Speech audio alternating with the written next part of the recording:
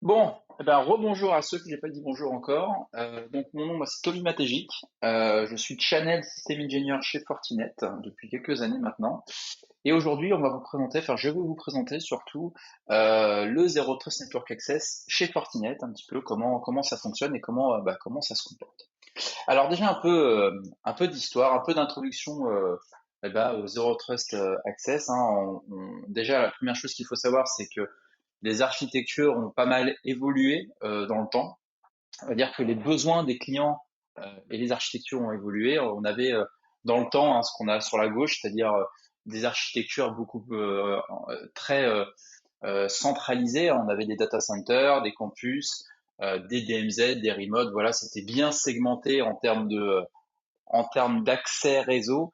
Et donc globalement, pour pouvoir donner des accès à ces réseaux, à ces zones, on va dire, eh bien c'était plus ou moins facile à l'époque. On a donné des accès VPN où on ouvrait des flux sur les firewalls et puis ça faisait la rue Michel, comme on dit.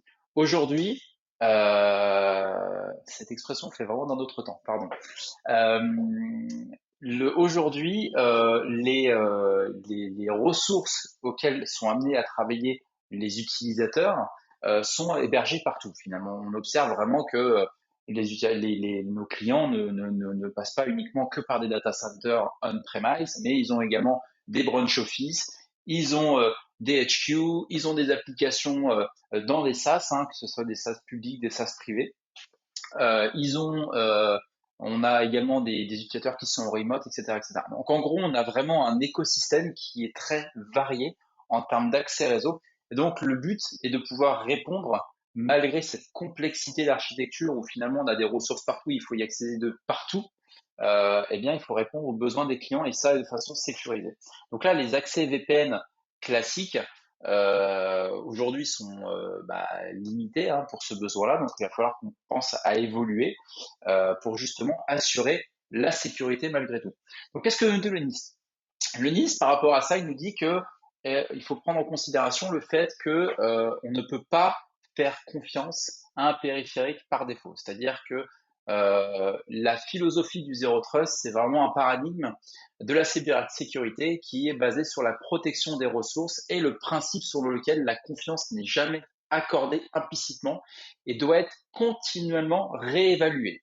Ça veut dire quoi? Ça veut dire que même si on donne un accès réseau à un instant T, eh bien cet accès réseau-là peut être révoqué si jamais on estime que le endpoint, en l'occurrence, s'est connecté et devient est vulnérable ou est compromis. Voilà. Donc ça c'est très important et c'est quelque chose que il est plutôt difficile à réaliser avec les accès VPN qu'on connaît depuis toujours. Hop.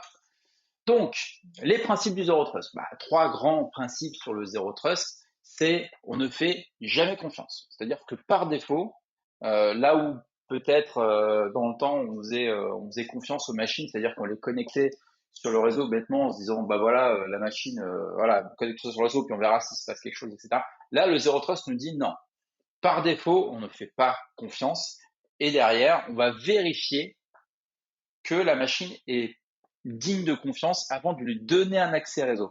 Et l'accès réseau qu'on va lui donner, deuxième pilier, c'est un accès minimum, c'est-à-dire qu'on va donner des accès spécifiques, application par application, vraiment à ce dont la machine a besoin d'accéder et uniquement à ça. Et ensuite, troisième pilier majeur, on part du principe que la machine peut être vulnérable, peut être sujette à des malwares, etc. Donc, on part du principe que cette machine-là doit être en permanence réévaluée pour justement vérifier si elle est bien toujours conforme à la politique de sécurité de l'entreprise. Donc, les drivers du ZTNA, on en a déjà un petit peu parlé, mais pour aller un peu plus loin, c'est évidemment le work from anywhere, c'est le fait de pouvoir travailler de n'importe où. Ça a été un accélérateur, vous le savez, pendant le Covid. Personne n'est dupe sur ce cas-là. On a vu évidemment le nombre de télétravailleurs exploser suite à ça, mais pas que. De toute façon, on allait vers un télétravail qui allait de plus en plus être important. Donc, il faut pouvoir faire en sorte d'améliorer l'expérience utilisateur pour le télétravail et également pour toutes les applications finalement qui se trouvent un petit peu partout. Ensuite, j'ai parlé justement de ces applications qui positionne un petit peu partout, notamment dans le cloud, eh bien, le souci étant, c'est que quand ces applications se situent dans le cloud et que les utilisateurs y accèdent de n'importe où, c'est qu'on manque de visibilité sur ces applications cloud. Donc, on ne sait pas finalement ce qu'il se passe vers ces différents clouds. Donc, on va chercher à gagner en visibilité. Troisième chose, euh, c'est évidemment les ransomware. Les ransomware qui ont augmenté, qui ont vraiment qui ont augmenté de façon exponentielle finalement suite au Covid, mais pas que.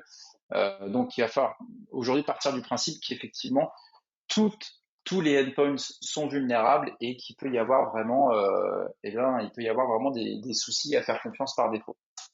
Donc ça, ce sont les trois drivers principaux. Donc la réponse de Fortinet par rapport à ça, donc c'est évidemment de positionner du ZTNA, donc du Zero Trust Network Access, et les trois solutions sur lesquelles va se positionner un petit peu le ZTNA chez Fortinet. Comment on constitue le ZTNA chez Fortinet? Eh ben, première chose, évidemment, c'est le FortiClient.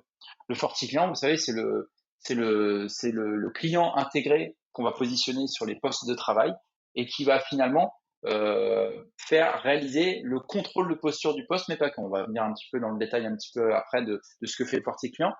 Mais c'est la première chose. Donc, on va installer quelque chose sur le poste de travail de l'utilisateur. Ensuite, on va avoir une console centrale de management de ces endpoints qu'on va installer.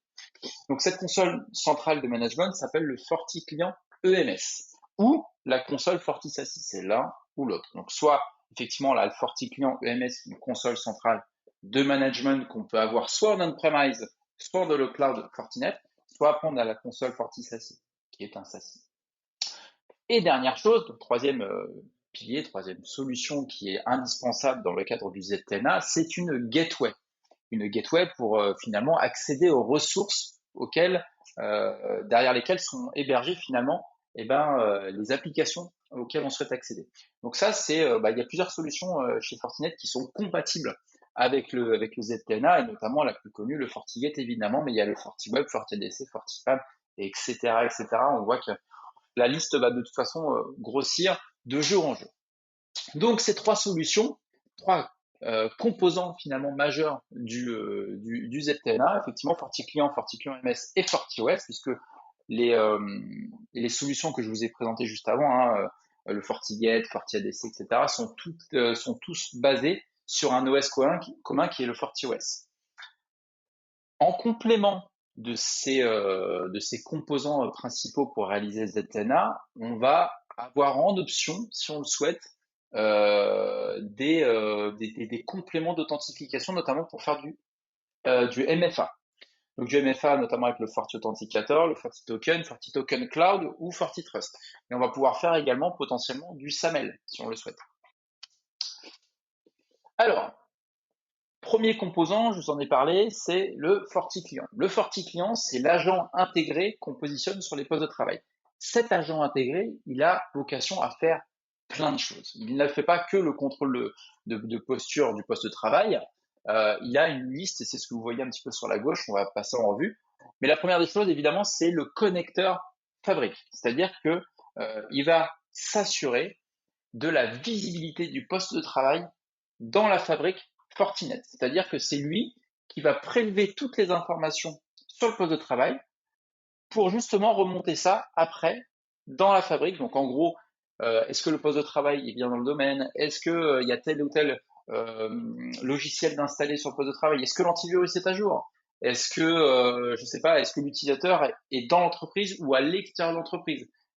Enfin, est-ce qu'il y a telle valeur dans la base de registre, etc., etc. Donc là, on va pouvoir prendre vraiment de façon intégrée sur le poste de travail toutes les informations qui sont nécessaires pour s'assurer de la compliance du poste de travail par rapport à la politique de sécurité de l'entreprise. Et derrière, bien évidemment, on va pouvoir générer des automations, c'est-à-dire pouvoir réaliser des mécanismes d'automatisation en fonction de certains critères. On verra juste après, je vais vous ai mis un exemple. Deuxième chose que va pouvoir nous faire cet agent intégré, c'est le fait de pouvoir faire du web filtering. Alors, c'est pas bien compliqué, c'est le même moteur que dans les FortiGate. C'est une base de catégories qui descend du FortiGuard et qu'on fait descendre directement sur tous les endpoints. En gros, vous allez pouvoir faire le même filtrage web que vous avez sur les FortiGate, mais directement au niveau du poste de travail. Donc, ou directement à la source. Ensuite, on va également avoir toute la partie, voilà, pardon, hop. On a également toute la partie ransomware, puisqu'il va y avoir un anti-ransomware embarqué directement sur le FortiClient. Également un antivirus, hein, globalement, comme on peut l'appeler. Cet antivirus-là, évidemment, il est basé sur la base du FortiGuard, mais également avec une FortiSandbox. C'est-à-dire que si jamais, évidemment, l'antivirus sur la base de signature, il ne détecte pas le malware, on va pouvoir le faire passer dans le cas par exemple d'un 0-day, on va pouvoir le faire passer dans une sandbox pour analyser vraiment en bac à sable si ce fichier-là est malveillant, etc. Ou cette URL par exemple. Ok. Donc là, on va pouvoir vérifier ça dans la sandbox et s'assurer que eh bien, les choses sont correctement, sont saines en tout cas pour laisser passer sur le poste de travail. Ensuite, on va avoir toute la partie Vulnerability Management intégrée également sur FortiClient. C'est-à-dire qu'on va pouvoir scanner les vulnérabilités en place potentielles sur le poste de travail. Donc les vulnérabilités, hein, ça peut tout à fait les vulnérabilités du système d'exploitation, mais également des logiciels qui sont embarqués sur la machine. Et pouvoir réaliser du virtual patching. C'est-à-dire en gros pouvoir couper potentiellement d'un point de vue réseau les failles de sécurité qui seraient ouvertes liées à ces applications ou qui seraient vulnérables. Voilà. Ensuite, il va y avoir un anti-exploit également intégré sur le poste de travail avec le FortiClient. Donc en gros, hein, là c'est vraiment, on va analyser un petit peu ce qui se passe d'un point de vue comportemental sur le poste de travail pour éliminer vraiment les comportements malveillants sur le poste de travail. Et ensuite, une des dernières choses qu'on va voir sur le FortiClient et non des moindres, c'est la partie VPN. Donc ça, c'est un peu ce dont pourquoi le FortiClient est historiquement connu, c'est qu'effectivement, il est capable d'embarquer la couche, on va dire, VPN, IPsec, SSL pour les nomades. Donc ça, c'est plutôt classique.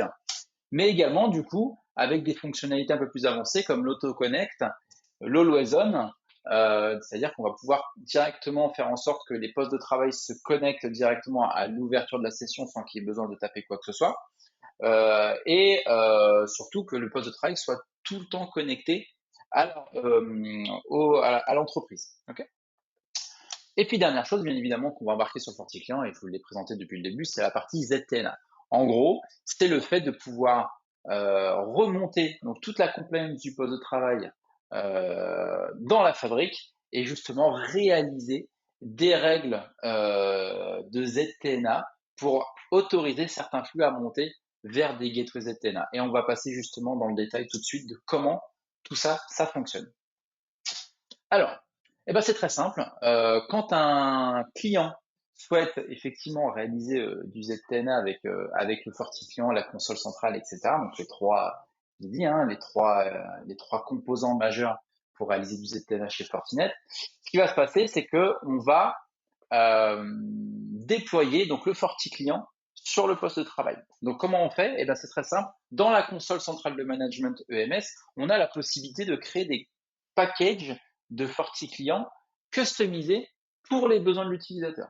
Okay, donc là, pour des groupes d'utilisateurs ou pour l'utilisateur, etc. Et donc on va pouvoir déployer ce package-là entre guillemets pré-packagé avec toutes les bonnes fonctionnalités, etc., etc. Donc ça, on va pouvoir l'envoyer donc l'URL de téléchargement à l'utilisateur ou demander tout simplement à ce que la machine l'installe via une console tierce, etc. On peut notamment déployer ce FortiClient via une GPO, par exemple.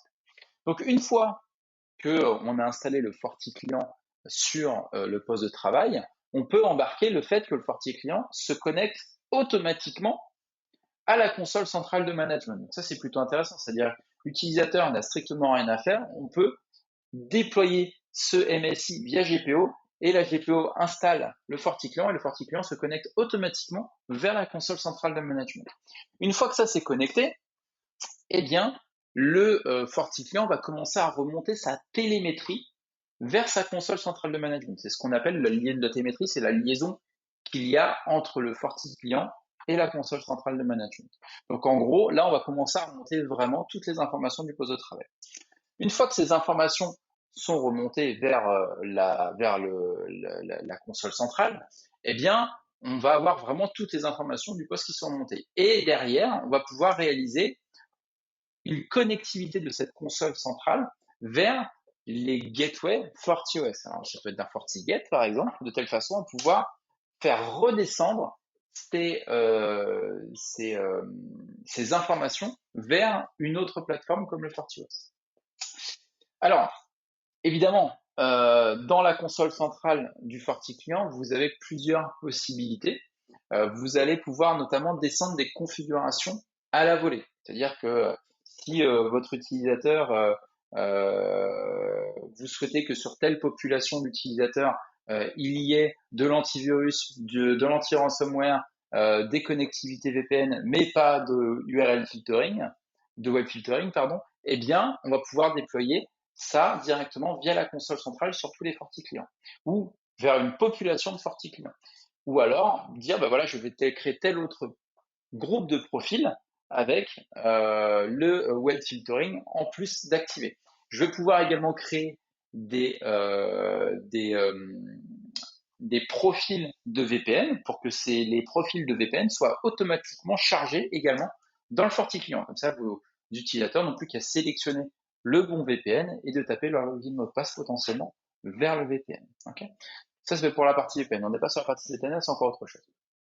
Ensuite, on va pouvoir également sur le sur cette console centrale déployer des tags de conformité sur les postes de travail. Donc, on va pousser une configuration qui dit que bah voilà, si ma machine dispose de ça ou de ça par rapport à sa compliance propre, eh bien, je vais pouvoir diffuser tel et tel tag sur la machine en question. Okay, ce qui est important de noter, c'est ce que vous voyez sur l'écran là, c'est que la conformité du poste de travail, la liaison entre l'EMS et le FortiClient, est évidemment chiffrée et passe par un certificat. Okay, ce certificat-là, il va être nécessaire également pour pouvoir monter les liaisons via les gateways ZTNA. Okay, donc toutes les liaisons entre ces différents périphériques sont chiffrées via des certificats distribués unitairement au FortiClient par la console centrale de management. Okay, hop. Donc ça, c'est effectivement donc ces certificats-là qui sont distribués par la console centrale de management, évidemment, sont répliqués après vers les gateways ZTNA pour que justement la gateway ZTNA puisse vérifier lorsqu'un tunnel est monté vers une gateway ZTNA que l'utilisateur est bien conforme, par exemple, au niveau du certificat. Hop, donc c'est ce que je vous disais juste avant, on va pouvoir dans la console centrale, on va pouvoir configurer des tags de telle façon à dire, bah voilà, si l'antivirus n'est pas installé sur le poste de travail où il y a le FortiClient, eh bien, on va diffuser, on va lui appliquer un tag. Bah là, en l'occurrence, on lui met le tag RAID, admettons. Si le poste de travail, effectivement, il a une critical vulnerability qui est détectée sur le poste de travail, eh bien, on va lui coller un tag vulnérable. Si évidemment il y a un software en particulier, par exemple l'antivirus X qui est installé sur le poste de travail, on va lui mettre un tag green. Le X process qui est running, etc., etc. On va pouvoir positionner également un tag. Et tous ces tags-là, finalement, on va pouvoir les exploiter derrière pour pouvoir réaliser soit des règles ZTNA, soit des règles dans le firewall, des règles de façon classique. On va revenir après sur tout ça. Un autre use case qui est intéressant, c'est le fait de pouvoir réaliser, je vous l'ai dit, des automations, mais notamment au niveau quarantaine. Si le poste de travail détecte, en tout cas le FortiClient qui est installé sur le poste de travail, détecte une compromission du host, en fait, on va pouvoir envoyer cette information-là à la fabrique et la fabrique va pouvoir mettre en quarantaine de façon automatisée le poste de travail. Et ça va permettre d'être hyper réactif en cas de compromission d'un poste de travail. Vous savez que lorsqu'un poste de travail est compromis par un ransomware ou par X chose, eh bien, plus on est rapide à isoler ce poste de travail, plus on a de chances de pouvoir réellement isoler la menace pour éviter qu'elle se répande. Donc là, le fait de pouvoir avoir une remédiation quasiment immédiate en cas de finalement de compromission du poste de travail, eh bien on va pouvoir isoler tout de suite et couper la menace. Okay, donc là, clairement, grâce à cette fabrique-là, on va pouvoir du coup stopper la menace rapidement. Hop, c'est ce que je vous montre à travers notamment la web UI d'un FortiGate ici. Voilà, quand vous allez dans le menu Automation, vous avez directement la possibilité de réaliser effectivement en cas de compromise host du FortiClient, eh bien on les met en quarantaine. Okay, alors là, je vous ai parlé un petit peu de toutes les fonctionnalités intégrées au FortiClient, de comment la connectivité entre le FortiClient, la console centrale est montée, un petit peu comment entre la console centrale et le FortiOS, qu'il soit FortiGate, FortiADC, FortiWeb, etc., comment tout ça interagit. Maintenant, voyons un peu comment concrètement ça se passe dans le cadre du full ZTNA, c'est-à-dire un utilisateur cherche à accéder à une ressource de l'entreprise, par exemple appred.ie, cette ressource de l'entreprise, elle est hébergée derrière une gateway ZTNA, qui est là, on partir du principe que c'est un FortiGate. Et vous voyez ce qui se passe, en fait, lorsque l'utilisateur cherche à accéder à cette ressource, eh bien, il n'a pas besoin de monter un VPN. C'est tout l'intérêt du ZTNA. La session va être capturée, donc en gros, l'utilisateur, il tape vraiment l'URL directement dans son navigateur. La session est capturée par le FortiClient et automatiquement, le FortiClient va chercher à présenter un certificat dans la page web. D'accord? Et donc, dès cet instant-là, donc un certificat qui est validé pour justement réaliser la connectivité vers la gateway ZTNA. Cette identité-là est validée à travers le certificat. Évidemment, derrière, il y a une connectivité qui se réalise pour s'assurer de la conformité du poste de travail, puisqu'on vérifie tous les tags, puisque je vous l'ai montré juste avant un peu rapidement, mais on a fait des règles ZTNA, ou à l'intérieur de cette règle ZTNA pour publier cette application-là, on a dit qu'on voulait que ce soit telle population d'utilisateurs, avec tel tag de sécurité, et puis peut-être conditionné à un fuseau horaire en particulier. Eh bien, on va vérifier tout ça, et si tout ça est check, on va pouvoir autoriser l'accès à la ressource. Et encore une fois, de façon complètement transparente et sécurisée pour l'utilisateur. Okay, donc là, l'utilisateur n'a pas eu besoin, je le répète, de monter de VPN pour accéder à cette ressource-là. Okay, alors, je ne l'ai pas dit, mais évidemment, c'est à travers une session TLS, tout ça. Deuxième cas de figure, donc là, on était dans le cas d'un full ZTNA pour une application web. Okay, donc là, je le répète, sur l'application web, on tape l'URL dans le navigateur web, c'est capturé, et derrière, on va pouvoir présenter, le FortiClient va présenter le certificat pour monter la session vers la gateway, totalement transparent. Donc ça, c'était pour une application web. Dans le cadre d'une application, par exemple RDP, okay, là, on va pouvoir également capturer le flux avec le FortiClient. Comment ça se passe? Eh bien, c'est un peu différent puisque c'est plus un flux web. On va devoir spécifiquement diffuser dans le FortiClient via la console centrale de management. On va pouvoir diffuser le fait de dire si tu as un accès réseau à partir de cette destination-là sur tel port, tu captures le flux et tu les fais passer par tel gateway ZTNA. C'est ce qu'on voit, le proxy gateway. C'est la gateway ZTNA finalement. Donc, dès l'instant où du coup le FortiClient va avoir une connectivité TCP passée sur cette IP et ce port-là, il va capturer le flux pour pouvoir l'encapsuler vers la gateway. Et donc, ce qui va se passer, c'est qu'encore une fois, on va pouvoir monter une session TCP vers la gateway et monter la session de façon transparente pour l'utilisateur. Et encore une fois, avec tous les checks qui vont bien pour s'assurer que on a bien le bon groupe d'utilisateurs peut-être AD, que l'utilisateur est dans le domaine, qu'il n'y a pas de compromission sur poste de travail, etc., etc. Ok. Sachant que, encore une fois, ici, l'utilisateur n'a pas eu besoin de monter de VPN. Okay. Encore une fois, tout ça est de façon transparente. La configuration que je vous ai montré juste ici, hop, la configuration que je vous ai montrée juste ici, qui est à l'intérieur du Forti client, ça c'est une configuration qui peut être faite manuellement par l'utilisateur ou par l'admin lorsqu'il se connecte sur le poste de travail, mais il peut surtout être diffusé de façon automatique sur les postes de travail avec la console centrale de management. Okay. Donc zéro configuration pour l'utilisateur. Et du coup, zéro VPN à monter et uniquement avoir besoin d'accès finalement à la ressource à travers le VPN, la connexion se monte automatiquement.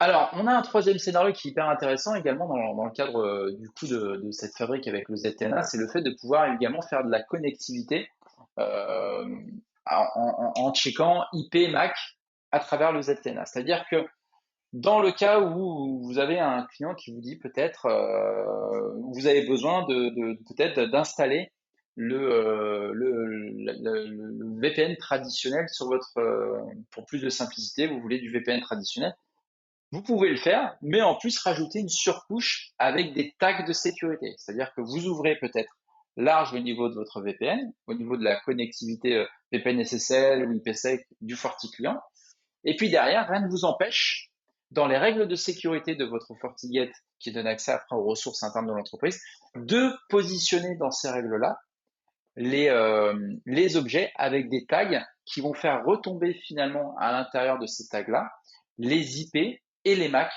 des machines clientes.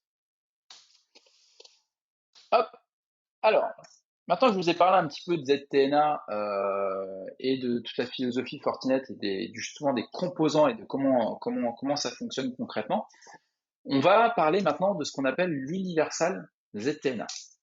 L'Universal ZTNA, c'est vers ce dont on se dirige sur l'avenir, puisque encore une fois aujourd'hui on est plus sur des besoins de remote utilisateurs qui ont besoin d'accéder à des applications quand ils sont en télétravail, des applications qui sont un peu hébergées partout. Donc ça c'est plutôt quelque chose qu'on sait faire très très bien avec le ZTNA. Mais demain, ce qu'il va falloir faire également, parce que bon, il y a des utilisateurs qui sont en remote, mais pas que, c'est de pouvoir faire du ZTNA, mais de partout. Que les utilisateurs soient en remote, qu'ils soient dans l'entreprise, ou HQ, dans des branch office, en remote, etc., etc. Donc de pouvoir le faire, mais de partout. Et donc ça, chez Fortinet, bah, ça tombe bien parce qu'on sait le faire également. C'est ce qu'on appelle l'Universal ZTNA. Donc c'est encore la même chose, hein, finalement, c'est les trois composants dont je vous ai parlé.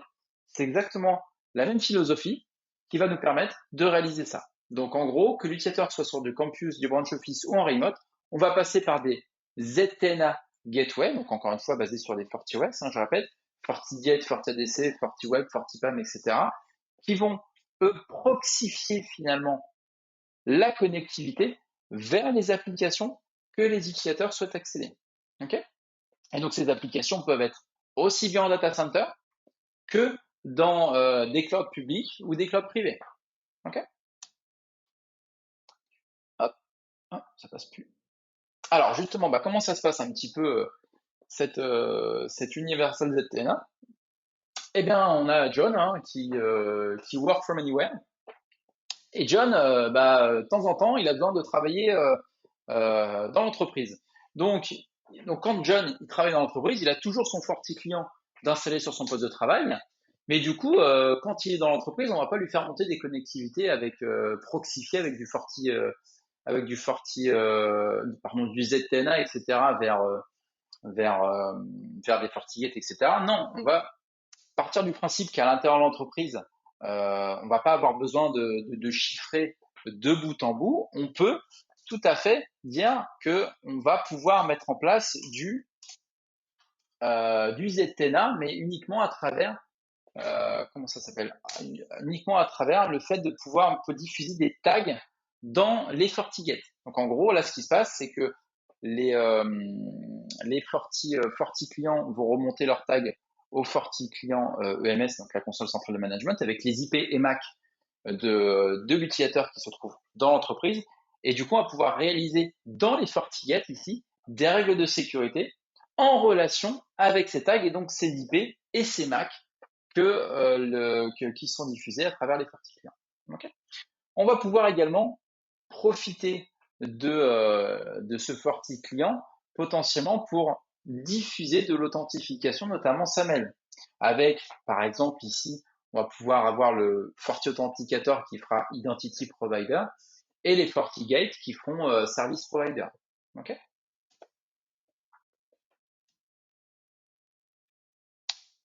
Ensuite, voilà, c'est ce que je disais, c'est-à-dire qu'ici, on va pouvoir, à l'intérieur de l'entreprise, dire, bah voilà, on fait du ZTNA mais uniquement sur IP MAC. Okay.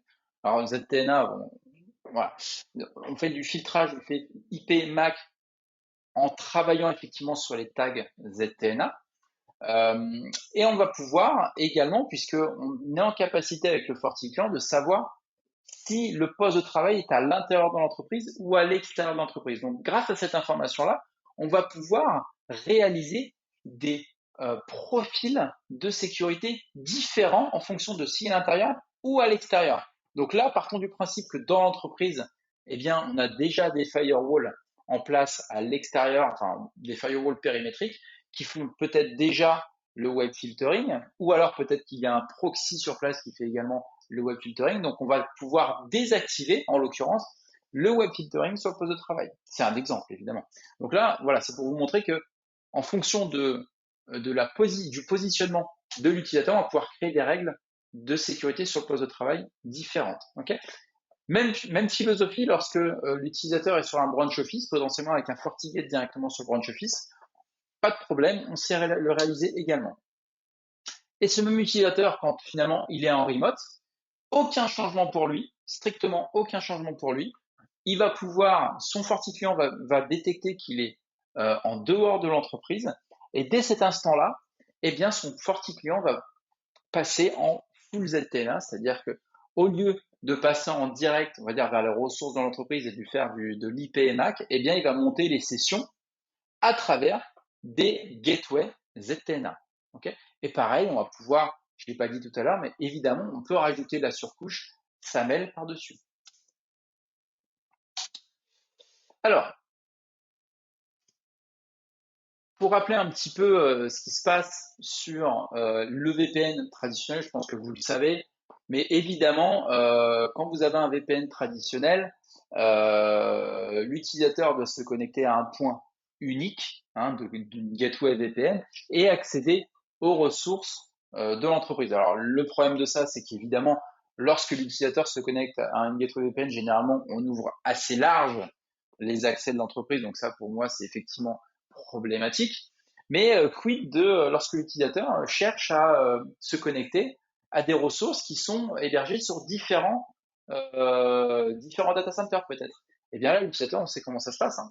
Il est obligé de se déconnecter finalement de la connexion sur laquelle il est aujourd'hui et se connecter sur une autre ressource, sur une autre gateway VPN pour pouvoir accéder à l'autre ressource. Et s'il a une troisième ressource à accéder, eh bien, rebelote, il va être obligé de se déconnecter, se connecter sur la troisième gateway VPN pour se connecter à sa troisième ressource, etc., etc. Donc ça, c'est plutôt problématique dans le sens où ça crée évidemment une forme de complexité pour les utilisateurs. Hop. Donc, maintenant, qu'est-ce qui se passe dans le cadre du ZTNA? Eh bien, le ZTNA, ça fait que c'est beaucoup plus simple. C'est-à-dire que, comme si vous l'avez bien compris, au niveau de votre FortiClient, pour les connectivités ZTNA, on va finalement prononcer dans le FortiClient des gateways. Et ben, ça tombe bien parce que les gateways peuvent être différentes en fonction des applications qu'on déploie dans notre ZTNA. Donc là, peu importe si nos finalement ressources, nos applications sont derrière différentes gateways ZTNA, c'est le FortiClient qui va automatiquement choisir la bonne ressource pour accéder à l'application derrière. Donc peu importe si vous avez 3, 4, 5, 12 data centers avec des applications différentes sur les 12 data centers et 12 gateways ZTNA différentes, pour l'utilisateur, ça ne change rien. Il peut se connecter, enfin, il utilisera sa machine de la même façon, peu importe où est-ce qu'il est connecté et à quelle ressource il souhaite accéder. Okay. Ensuite, ce qu'il faut noter également sur la partie VPN, les solutions de VPN classiques, c'est que bien évidemment, c'est ce que je vous disais, hein, on donne un accès, l'utilisateur se connecte à un VPN et cet accès VPN donne un accès large, généralement à l'entreprise. Et il n'y a pas ou peu de filtrage qui est appliqué sur cette connectivité VPN. Alors puis sur les VPN un petit peu old school, on va malheureusement avoir du mal à avoir de l'identity check, hein, globalement du contrôle de posture du poste et des accès basés sur du contrôle de posture, etc., etc. Donc c'est vraiment pour le coup compliqué sur ces accès VPN-là de s'assurer que les postes de travail sont bien sains et surtout sont sains dans le temps. À la différence effectivement du VPN, et là je parle bien du VPN Fortinet, qui lorsqu'on monte un VPN, qu'il soit VPN SSL ou IPsec, vers une gateway VPN, vers un FortiGate en l'occurrence, eh bien là on peut réaliser du contrôle d'identité, du SSO. On peut vérifier l'identité du poste de travail, savoir s'il est dans le domaine, etc. Et vérifier qu'il est bien conforme à la politique de l'entreprise. Mais attention, ça, c'est du one-time check. C'est-à-dire que cette vérification-là n'est faite qu'au démarrage, enfin à la connexion du VPN. Dès l'instant où le VPN est monté, il n'y a plus de, voilà, on ne check plus la conformité du poste de travail. C'est pourquoi effectivement, on rentre maintenant dans la philosophie ZTNA où là, évidemment, on passe par une gateway ZTNA où on donne un accès spécifiquement dans le cadre du ZTNA à une application. On proxifie application par application sur des gateways ZTNA et le contrôle de conformité du poste, il est fait en continu. Si jamais le poste n'est plus conforme à la politique de l'entreprise, il y a un tag qui disparaît ou co-caisse, eh bien la session est révoquée. Ok? Ça, c'est hyper important de comprendre. Je l'ai pas dit, mais évidemment, pour tout ce qui est connectivité TCP à travers une connexion proxifiée en ZTNA enfin, entre le FortiClient et une gateway ZTNA, c'est une session TCP chiffrée qui est montée entre le FortiClient et la gateway ZTNA et c'est un voilà c'est pas une session SSL enfin VPN SSL ou IPsec c'est autre chose c'est une session proxifiée. En gros, ce qu'il faut retenir un petit peu de ce principe de ZTNA, c'est qu'effectivement, on fait par rapport à la partie VPN, c'est qu'on fait vraiment du check par session. Okay, donc on va vérifier profondément l'état du poste de travail. Ensuite, on va donner, je le répète, hein, mais on va donner un accès spécifique, application par application, aux ressources de l'entreprise. On ne donne pas un accès plus large qu'il ne doit être. Ensuite, on peut évidemment marquer le fait qu'on n'a plus besoin de donner un accès large en VPN aux ressources de l'entreprise. Parfois, on ouvrait large sur les VPN parce qu'on n'avait pas tellement de choix et c'était compliqué finalement de filtrer. Là, en passant application par application, on a quelque chose d'assez fin. Hop, et puis, chose qui est importante à noter, hein, c'est que bon, c'est évidemment quelque chose qui est plutôt évidemment sécurisé de bout en bout, et que l'utilisateur, en fait, ça c'est hyper important, c'est que l'utilisateur, en fait, dès l'instant où on fait du ZTNA dans l'entreprise, dans la fabrique, l'utilisateur qu'il soit dans l'entreprise ou à l'extérieur de l'entreprise, c'est la même expérience utilisateur. Par exemple, si vous avez un site internet, intranet, par exemple, vous avez un intranet dans l'entreprise, qui y est accédé généralement, voilà, quand vous êtes dans l'entreprise, vous accédez à votre intranet point quelque chose, hop, vous accédez au site parce que vous êtes dans l'entreprise, etc., etc. Vous pouvez rajouter, par exemple, du SAML pour faire de l'authentification SAML avec le FortiAuthenticator. Le FortiClient va chercher l'authentification tout seul, etc. Donc, en plus, vous serez authentifié sur l'intranet. Eh bien, ça, c'est valable quand l'utilisateur est dans l'entreprise. Mais quand il va quitter l'entreprise, quand il travaillera de chez lui, la procédure pour se connecter à intranet sera exactement la même.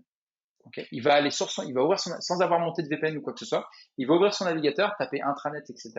il va pouvoir accéder à travers une gateway ZTNA, finalement, sans le savoir, à la ressource interne de l'entreprise et avec potentiellement de l'authentification, SAML, etc., etc. Donc, c'est la même expérience utilisateur qu'il soit à l'intérieur de l'entreprise ou à l'extérieur de l'entreprise. Évidemment, tout ça est basé sur FortiOS. FortiOS, on ne le présente plus. Aujourd'hui, toutes les solutions qui sont compatibles ZTNA sont basées là-dessus. Ce qui est important de noter, c'est que c'est évidemment une solution qui est hyper sécurisée et surtout, on peut gérer une transition VPN vers ZTNA de façon plutôt fluide, dans le sens où on peut avoir tout à fait les deux qui fonctionnent en parallèle. C'est-à-dire que vous pouvez, si vous avez déjà en place des, des VPN classiques, on va dire, et que vous vous dites, ouais, mais ça va être compliqué de passer sur du ZTNA, moi ça me fait modifier toutes mes règles, etc. Non, c'est trop compliqué. Eh bien non, on peut tout à fait laisser en place ce que vous avez et en parallèle rajouter une configuration ZTNA et appliquer justement ça à ce que vous souhaitez comme application. Ok? Évidemment, la chose qui ne gâche rien, on va dire, c'est que tout ça, dès l'instant où vous avez la licence Forti client sur les postes de travail, eh bien tout ça est intégré. Il n'y a pas de licence complémentaire à avoir. Okay, la licence finalement de base pour le Forti client suffit pour faire du ZTNA. Il n'y a pas besoin de licence également sur la partie FortiGate, FortiOS, peu importe lequel il soit, le FortiGate, FortiADC, FortiWeb, etc., etc. Pas besoin de licence complémentaire pour faire du ZTNA. Donc il n'y a plus qu'à y aller entre guillemets. Un petit rappel un petit peu sur les licences qu'on va avoir sur le Forti client et donc la console centrale de management, parce que je rappelle que le Forti client, lui, en tant que tel, qu'on installe sur le poste de travail, lui, il est gratuit, mais il devait être, en termes de fonctionnalité, limité à la partie VPN uniquement. Dès lors où vous souhaitez déverrouiller, on va dire, ce Forti client et activer toutes les fonctionnalités que je vous ai présentées, il va falloir avoir la console centrale de management, l'EMS. Et donc, pour avoir l'EMS, il y a trois types de licences même. La première licence, c'est la partie VPN/ZTNA, donc qui fait effectivement le contrôle de posture du poste, qui va engager également la partie web filtering, qui va avoir la partie vulnérabilité, donc finalement une licence qui est déjà bien assez complète.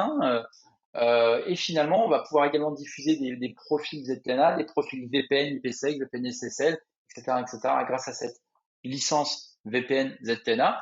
Ensuite, vous avez la licence EPP APT. Donc cette licence EPP APT comprend tout ce que vous avez juste avant, mais également la partie finalement endpoint protection du poste de travail. Donc ça va intégrer l'antivirus, la sandbox, le ransomware protection, l'automated quarantaine, etc., etc. Okay, et ensuite, il y a une troisième licence qui est, elle, liée au fait de pouvoir avoir du managed services par Fortinet de votre console centrale de management pour les FortiClients.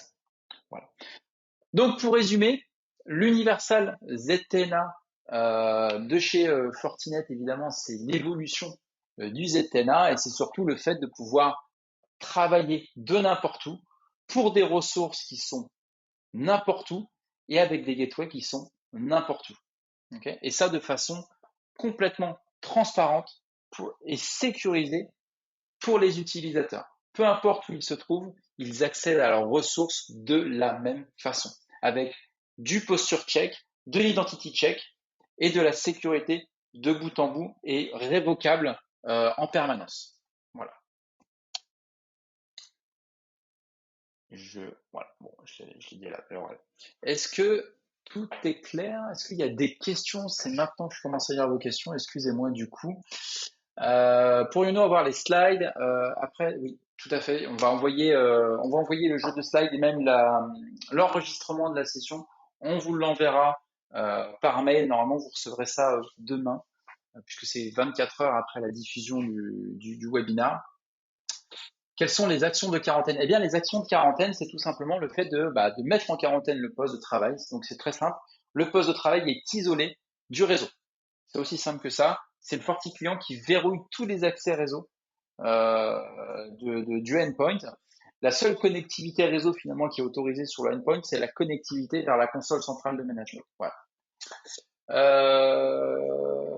Alors, faut que j'écarte un petit peu. Hop. Pourriez-vous expliquer brièvement le SAML? Alors, le SAML, brièvement, c'est le fait d'avoir de l'authentification unifiée pour plusieurs applications web. D'accord? En gros, vous avez un serveur d'authentification qui s'appelle l'Identity Provider, et après, vous avez des sites web qui sont des service providers, des SP. D'accord? Et en fait, donc vous avez un Identity Provider, d'accord, qui gère l'authentification de l'utilisateur. Et après, vous avez plusieurs SP généralement, qui sont plusieurs sites internet. Et lorsque vous accédez à votre SP, donc votre site internet, eh bien là, vous allez chercher à vous identifier, vous allez être redirigé vers l'identity provider. Cet identity provider va valider ou non votre authentification, donc par exemple l'authentification AD, LDAP, etc., peu importe, hein, et il va vous autoriser du coup ou pas à accéder du coup à la ressource au site web que vous vouliez initialement accéder. L'avantage du SAML, parce que vous allez me dire, ok, mais c'est quoi l'intérêt du coup d'en mettre un portail et puis voilà, pas se complexifier l'histoire. En fait, l'avantage du SAML, c'est dès l'instant où vous êtes identifié une première fois auprès de l'identity provider, ce dernier loge un cookie de session d'authentification dans votre navigateur. Et dès l'instant où vous cherchez à accéder à une deuxième ressource, à un deuxième site web de l'entreprise, qui lui aussi passe en SAML, à travers l'identity provider, eh bien, vous serez automatiquement identifié. Il n'y a pas besoin de retaper de login mot de passe pour accéder à cette ressource-là. Et vous allez être identifié et reconnu par votre site internet. Okay, et donc là, le SAML se diffuse, se démocratise énormément ces dernières années puisque on n'a plus besoin, on s'identifie une première fois le matin, généralement le cookie de session il dure généralement la journée, donc on s'identifie une première fois le matin à une des ressources de l'entreprise et puis après on peut se connecter à tous les sites et toutes les applications internes de l'entreprise sans avoir besoin de se réauthentifier. Ça, c'est plutôt appréciable. Voilà. En grosso modo, le SAML, c'est ça. Alors après, il y a plein d'autres avantages, la traçabilité, etc. Mais bon, après, on rentre dans les détails. Il faut un peu plus de temps. Idem pour la partie antivirus. On peut désactiver facilement, puis la réactiver après une migration d'AV. Oui, l'antivirus est désactivable comme on veut dans les profils de sécurité qu'on déploie sur les Forti clients. Pas de problème. Ensuite, j'ai quoi comme question? Oula, j'ai des grandes questions. Euh,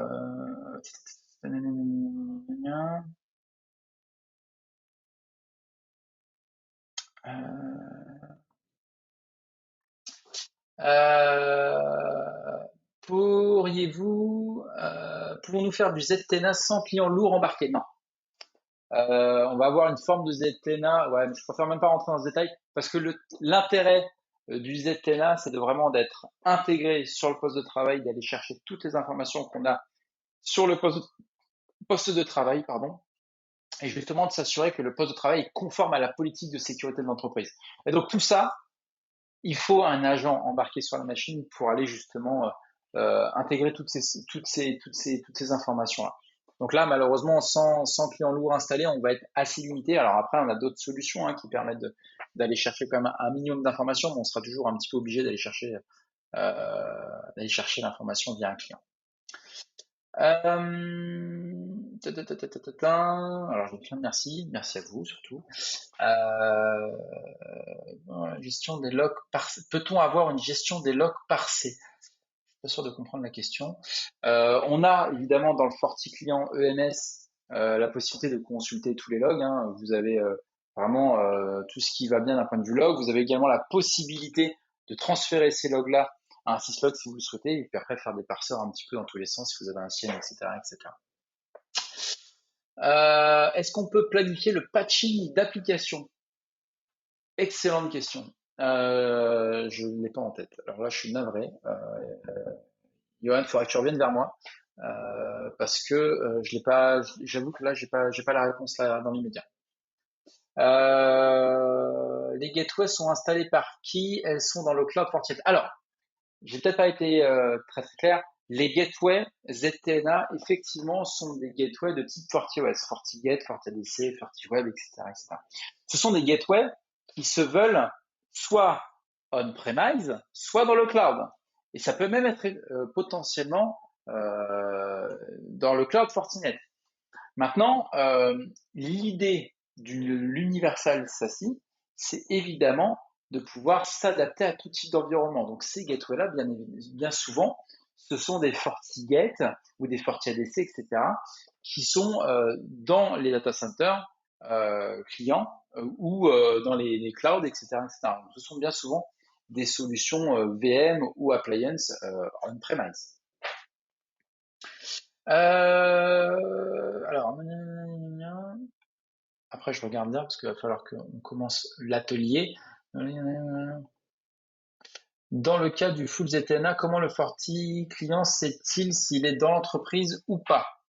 Eh bien, en fait, on a dans le Forti client EMS, donc dans la console centrale, on peut réaliser des règles de détection pour savoir si le poste de travail est dans l'entreprise ou non. Donc ça peut passer par des vérifications que la gateway est bien de telle adresse MAC, de vérifier si on a telle résolution DNS qui répond, vérifier si on a telle valeur dans le DHCP, telle option dans le DHCP, etc., etc. Il y a plusieurs possibilités, plusieurs règles faisables, entre guillemets, pour avoir vraiment la réponse, entre guillemets, de savoir si le poste de travail est dans l'entreprise ou non. Une cas de compromission détectée par un AV externe, solution haute, le FortiClient détecte-t-il la compromission? On a des connecteurs disponibles dans la fabrique FortiOS. Donc après voilà, il y a la liste des connecteurs qui est disponible sur docs.fortinet.com pour justement, on a plein de partenariats avec d'autres acteurs de la sécurité évidemment. Donc en fonction des partenariats qu'on a, on peut connecter donc les autres vendors à la fabrique Fortinet justement pour réaliser ces automations de mise en quarantaine. Je suis désolé pour toutes les autres questions. Je vais essayer d'y répondre après par mail. On va devoir couper la session pour aujourd'hui. Je suis navré, je sais que vous avez plein de questions intéressantes. On va devoir commencer l'atelier. Pour ceux qui ont eu la chance de trouver une place sur l'atelier, ça se déroule maintenant, donc on va pouvoir basculer sur le nouveau lien pour pouvoir se connecter à cet atelier-là. Pour les autres, eh bien, merci à tous pour votre attention et pour toutes vos questions sur ce webinar. Et puis, je vous souhaite à tous une bonne journée et à très bientôt.